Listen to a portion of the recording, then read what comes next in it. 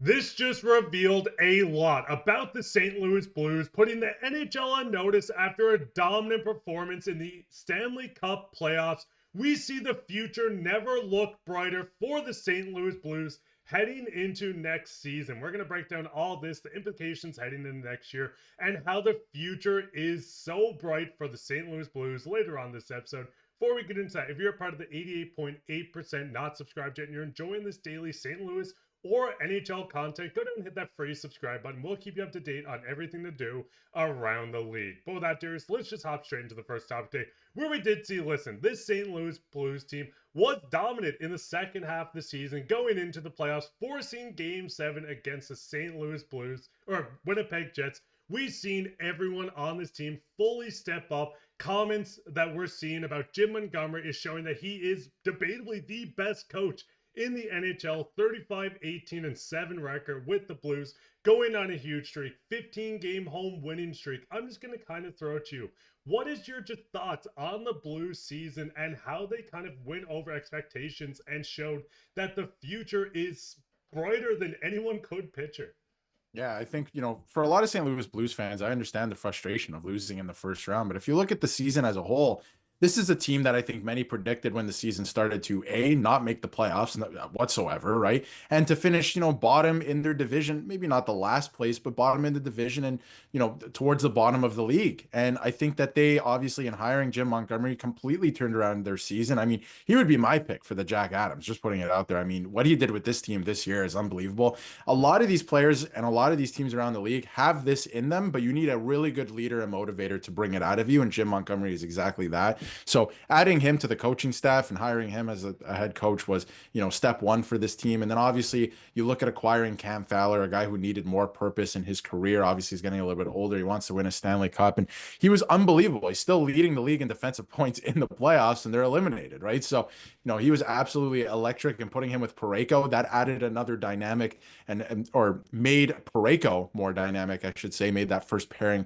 very formidable against the Winnipeg Jets. And obviously they put on a great performance in round one. I mean, they were right there, double OT. It could have went either way, right? So they could have been moving on to round two. But I think the future and what all of this says about where this team is headed is very good, exciting for for St. Louis Blues fans, and what they can expect in the future. And we're going to dive into a couple of the younger players as well that kind of made the makeup of this team. But, they were a lot of fun to watch this year. And I thought that they were going to get past the first round. I thought they were absolutely electric, and they were on a roll too. Heading into the playoffs, they were playing elimination games for about 2 months there. So it was really impressive to see what they did down the stretch. And from your guys' comments down in the comment section, we've seen like the most terrifying thing about the Blues is they have nothing to lose. You can go in and look at how good they played against the President's Trophy winner, and it doesn't even stop there. More comments coming through about future players joining this team. Some guys here, Dvorsky is a name that should join the Blues team going into next season. Stenberg's another guy. Jimmy Snuggerud was dominant in his first playoffs. Looking through these lists of guys, dears, I mean, just jumping to Snuggerud himself. 14 total NHL games played, 7 regular seasons, 7 playoffs. Yes, you have some hiccups from a guy that's coming in at the age of 20 in the playoffs. Snuggerud is just the surface of how good the future of this team is. I mean, looking at him, 2 goals, 2 assists, 4 points in 7 games. Once he finds his groove, a full 82 games under his belt, this is just showing how good these young players coming up. And I just want to throw it to you. What was your thoughts on Stenberg coming in? We've seen him join this first line. We've seen him really show his value in his first quarter of the season with the Blues. But what's your thoughts on his performance?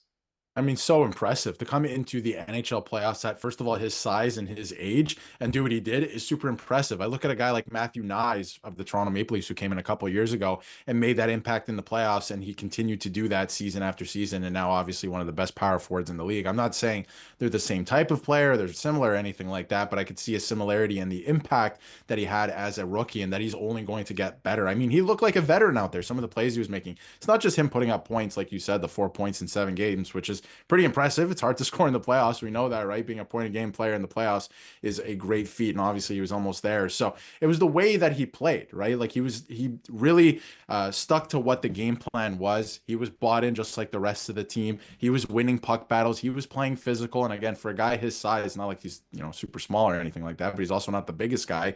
That was really impressive for me. So I think that the future is very bright with a player like this. I think the Blues have done a good job developing young players as well. And he's just another example of that. There's a couple other guys on the list that Blues fans maybe aren't as familiar with that I think we can touch on too. But Snuggerud is one guy that I think Blues fans were expecting big things from. And now that he's delivering, I think, again, being so young and then obviously moving towards the future, I feel like the Blues are going to have a very bright future. Like I would expect them to make the playoffs now next year as well. And I mean, even look at the guys they didn't draft, the two bottom, Broberg and Holloway. Oilers fans are still having nightmares about this. We didn't even see Holloway in the playoffs. We've seen him dominate in the regular season, finishing with the third most points on the team, almost scoring 30 goals.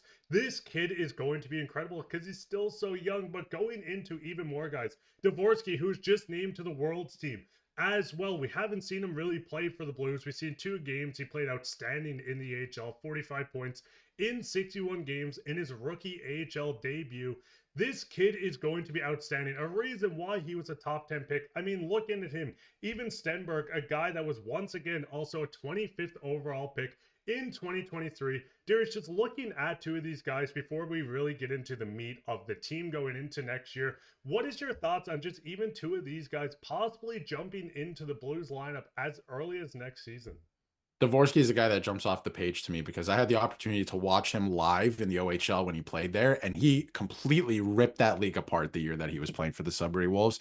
And sometimes you look at those point totals and you see a lot of guys put up maybe 120 points or 130 points in 68 games in the OHL, and that is very impressive, but it doesn't always translate to the NHL. There's a guy like Justin Brazeau who scored 60 goals in the OHL. It doesn't translate. He had to change his game in the NHL level. I think that, through what we've seen so far in his pro career with him jumping to the AHL, it is translating. And obviously it's not going to be as many points as he put up in the OHL and maybe not that dominant, but I think he's going to be a great offensive player for the St. Louis Blues team in the future. And he's going to be a bit of an X factor, a guy that you can add to the lineup that obviously there's going to be moving pieces and stuff like that.